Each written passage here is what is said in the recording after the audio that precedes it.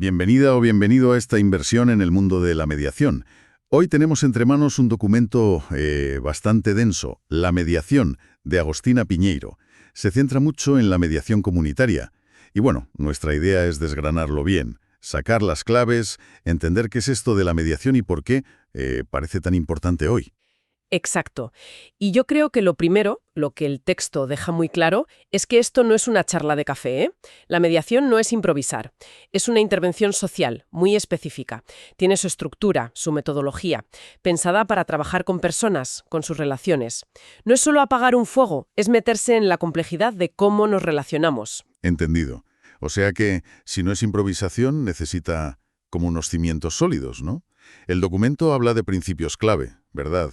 Como las reglas del juego para que sea mediación de verdad. Precisamente. Son la esencia. Si te saltas uno, pues ya es otra cosa, no mediación. El primero, y yo diría que el más importante, es la voluntariedad.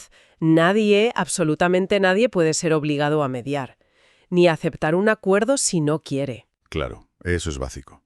Y es crucial porque devuelve el poder a la gente. La responsabilidad es suya. Son ellos los que buscan una salida, basada en lo que necesitan, en sus intereses, no en quién tiene más fuerza o la ley de su parte. García Villaluenga decía que esto, claro, necesita que antes se reconozcan el uno al otro como válidos para hablar. Tiene todo el sentido. Sin voluntad mal empezamos. ¿Y qué más? La discreción me suena que también es fundamental. Importantísima. Es la confidencialidad. Lo que se habla en mediación se queda ahí. Punto. Esto es lo que permite que la gente se abra, que hable sin miedo a que luego eso pues se use en un juicio, por ejemplo. Ujú. Viola lo recalcaba mucho. Hombre, tiene límites, claro. ¿Límites? ¿Cómo cuáles? Pues lógicos. Si se detecta un delito o un riesgo grave para alguien, o si las propias partes, las dos, están de acuerdo en contar algo fuera. Pero la regla general es el secreto, protege la confianza. Vale, vale. ¿Y el mediador? ¿Qué papel juega? ¿Tiene que ser equilibrado, supongo? Ahí entran dos principios que van juntos, pero no son lo mismo. Imparcialidad y neutralidad. Imparcialidad es tratar a todos por igual, sin favoritismo, sin prejuicios. El mediador tiene que estar súper atento a si hay desequilibrios de poder, ¿sabes? Si ve que no puede garantizar esa igualdad, incluso debe parar el proceso. Y por supuesto, nada de tener relación previa con las partes. Tiene que ser imparcial y parecerlo. ¿Y la neutralidad, entonces? ¿En qué se diferencia? La neutralidad es que el mediador no impone soluciones, no dice tenéis que hacer esto, ni siquiera la sugiere. Su trabajo es ayudar a que las partes las encuentren. No se inclina por una opción u otra. Esto refuerza que sean ellas las dueñas del proceso. Rodríguez lo describe bien. Ajá. Dice que el mediador es más bien un guía. Les ayuda a ver qué hay detrás de lo que piden, sus intereses reales. Les enseña a comunicarse mejor, a escuchar de verdad, a hablar en primera persona. Fomenta la empatía. O sea que no es un juez, ni un árbitro, ni un consejero que te dice lo que hacer. Para nada. Y todo esto, claro, se apoya en la buena fe. Se parte de la base de que la gente va a mediar queriendo arreglar las cosas, con intención de colaborar, de ser flexibles. Si el mediador ve que alguien va de farol o a sacar información, tiene que cortarlo. Entiendo. Y ya por último, pero no menos importantes, la transparencia, que todo el proceso esté claro, la información accesible y la gratuidad. Esto es importante. Idealmente debería ser un servicio público, accesible para todos. Puntes y Muné decían que así se fomenta su uso, tiene un valor preventivo y al final es más barato para la sociedad que ir a juicio. Muy claro. Principios sólidos. Y con esta base, ¿dónde se aplica la mediación? El documento citaba un montón de ámbitos. Sí, la verdad es que se usa en muchísimos sitios. La mediación familiar es quizá de las más conocidas, ¿no? Para divorcios, cuidado de personas dependientes, conflictos entre hermanos, ahí la comunicación suele ser el gran problema. Sí, esa suena mucho. Luego está la escolar, que tiene una parte pedagógica muy fuerte. Enseñar a los chavales a resolver sus líos de otra manera. A veces incluso son los propios alumnos los que hacen de mediadores. Eso es muy interesante. Oye, pues sí. ¿Y más allá de lo personal o familiar? Pues mira, la mediación en consumo entre un cliente y una empresa.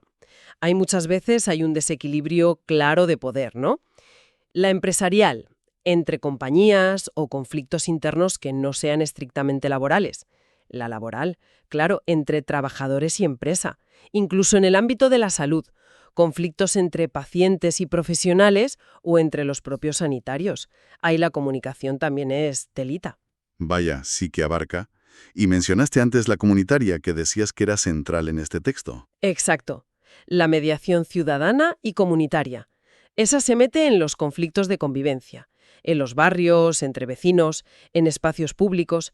Muchas veces tienen que ver con choques culturales, identitarios. Aquí es súper importante que participe la comunidad.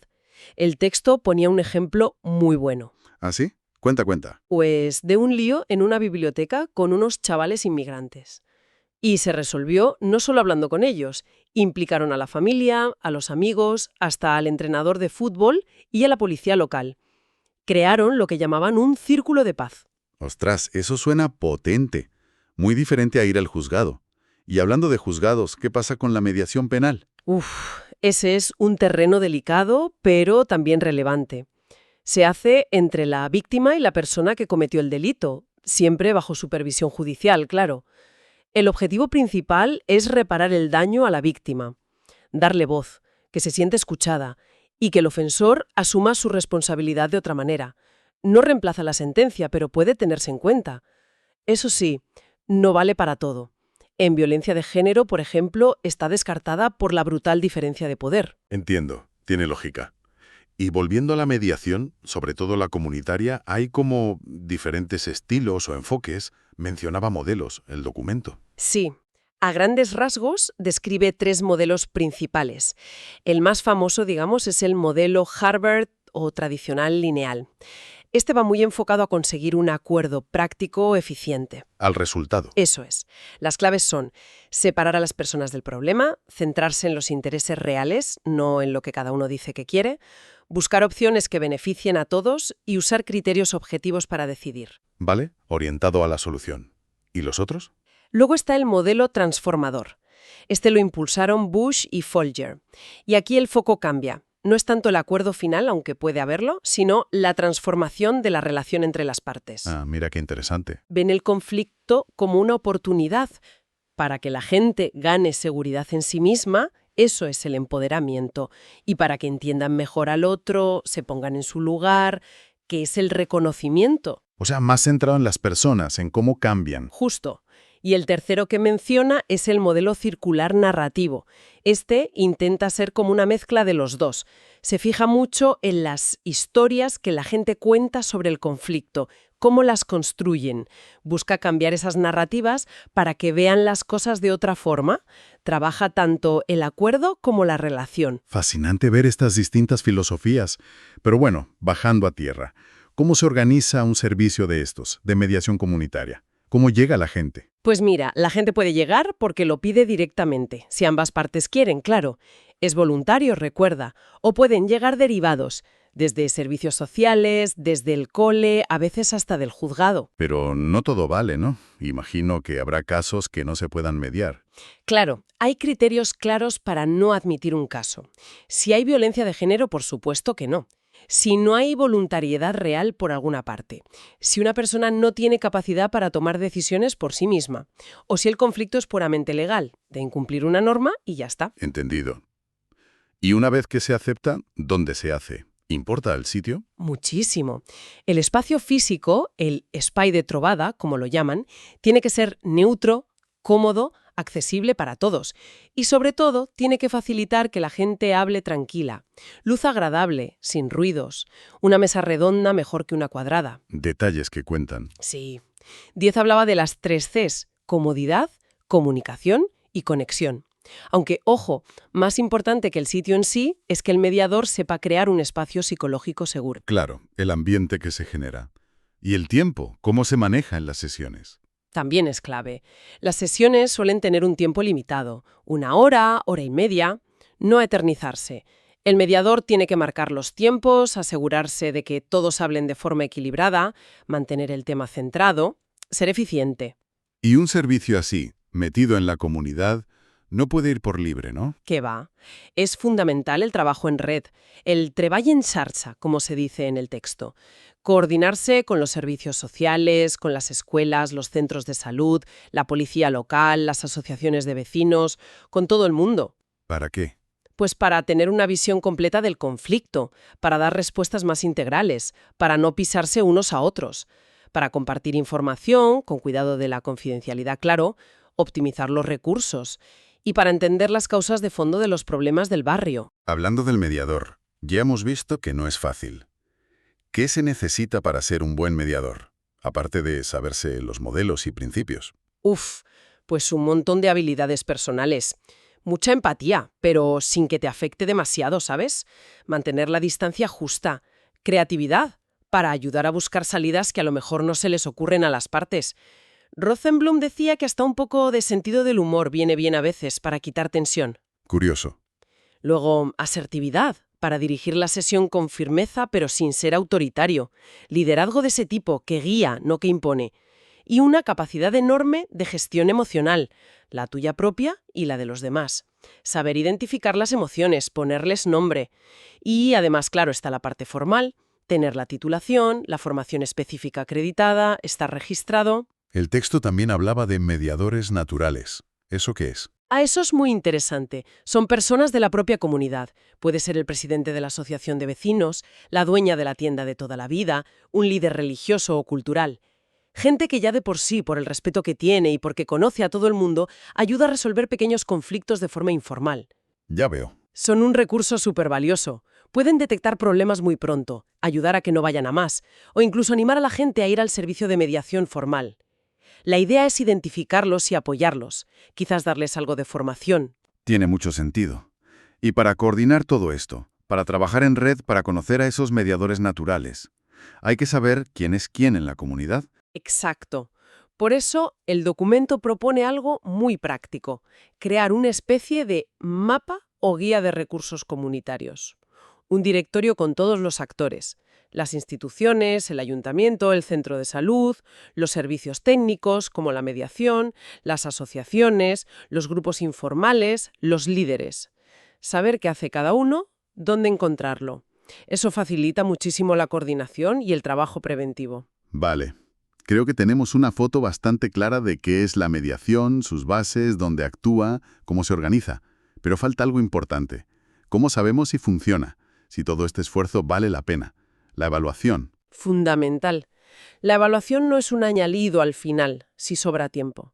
Es parte del trabajo. Y no se trata solo de contar cuántos acuerdos se firman, ¿eh? Eso sería quedarse muy corto.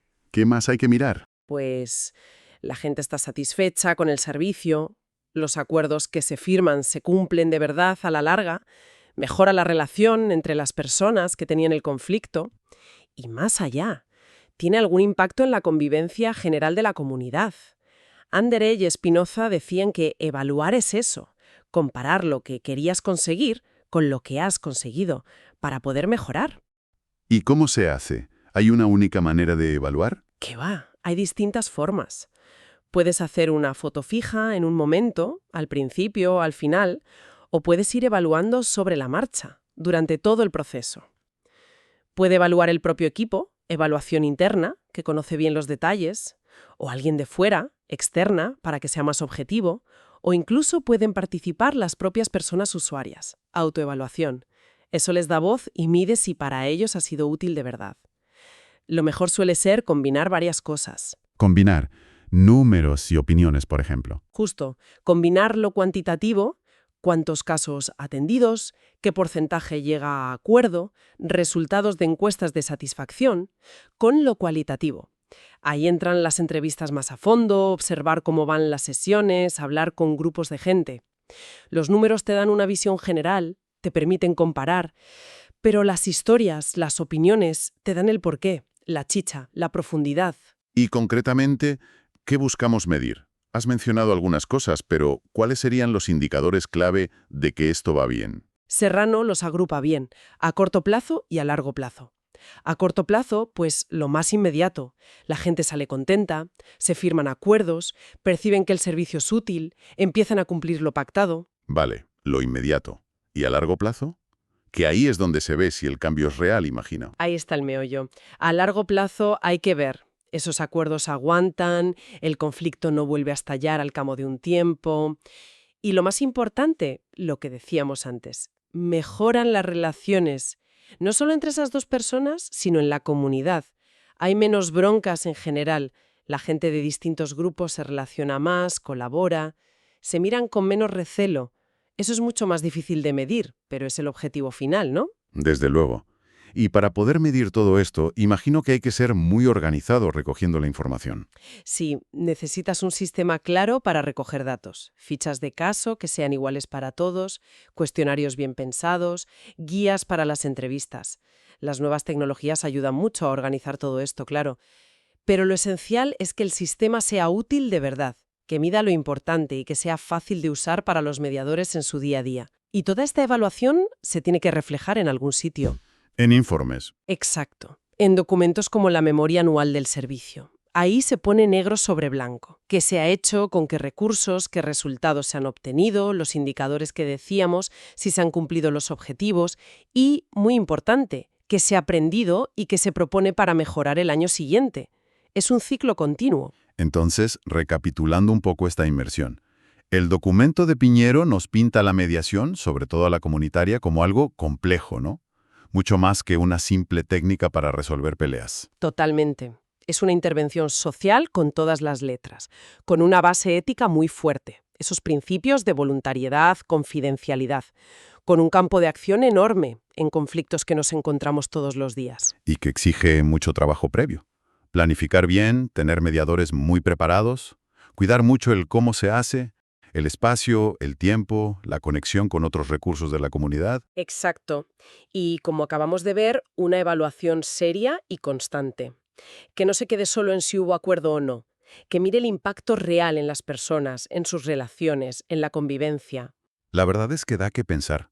Si todas estas herramientas, la escucha activa, la empatía, buscar los intereses ocultos detrás de las quejas, encontrar soluciones donde todos ganen algo, si todo eso funciona también en una mediación formal, ¿qué pasaría si todos intentáramos usar un poquito más de eso en nuestros propios líos? Buena pregunta. En la familia, en el trabajo, con los vecinos, antes de que la cosa se ponga fea. Pues sí, es una reflexión final muy potente. Quizá el mayor valor de la mediación, a la larga, sea precisamente ese, ir creando poco a poco una cultura diferente de afrontar los conflictos, más basada en el diálogo, en el entendimiento, una tarea que va mucho más allá de los servicios de mediación. Es cosa de todos, ¿no?